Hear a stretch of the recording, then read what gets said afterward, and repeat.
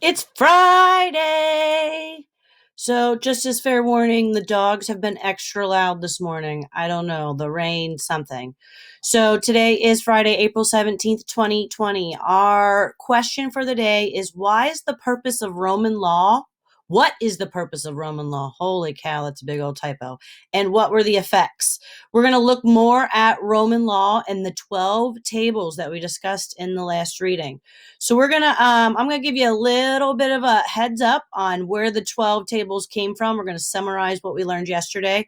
We're gonna read each of the 12 tables, and then you're gonna complete a worksheet. There are 6 questions that is in Schoology today. So let's start with what are the 12 tables? The 12 tables were the earliest attempt by the Romans to create a code of law, just like we have laws today. It's making me think about maybe the Bill of Rights or the amendments in our world, in our country. So the 12 tables were also the earliest surviving piece of literature from the Romans. So the oldest piece of writing we have from the Romans are their laws.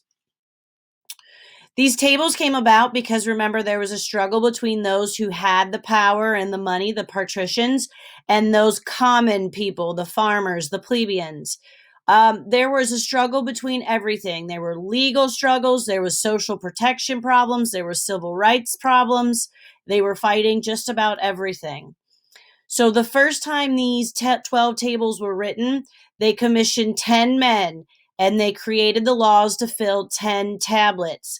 These were already some customary law, but they were not satisfactory to the plebeians, the common people. The common men, they decided they were going to write a second one, the second commission, and they added 2 tablets to those laws. So the Romans ended up with 12 tables or 12 laws.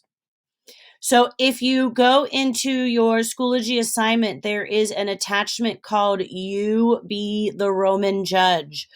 We're not going to look at this first page, just scroll on up and look at the spot that says the 12 tables. So like we said, the second commission of writers determined 12 tables and those 12 laws for the Romans. Table 1. If one is called to court, he's to go. If he does not, he shall be captured and brought before the court by force. So what does that mean? You can't flee from the law.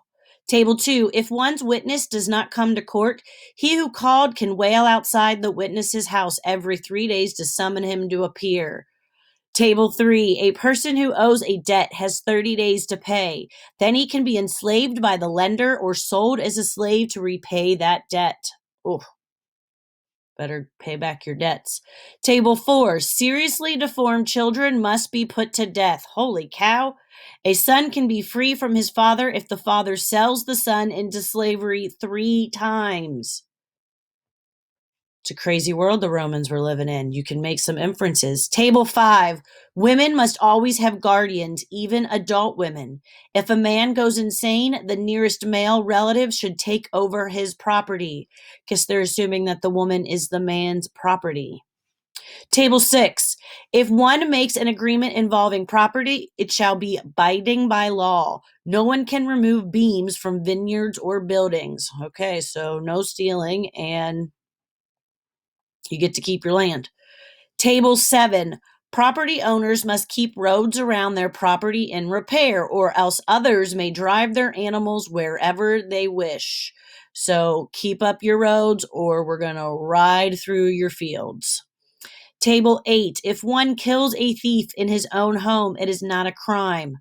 If one purposely burns down a house, he shall be put to death. Okay. Table 9. Taking bribes or committing treason are crimes that shall be punished by death. What does treason mean? Do you know what that means?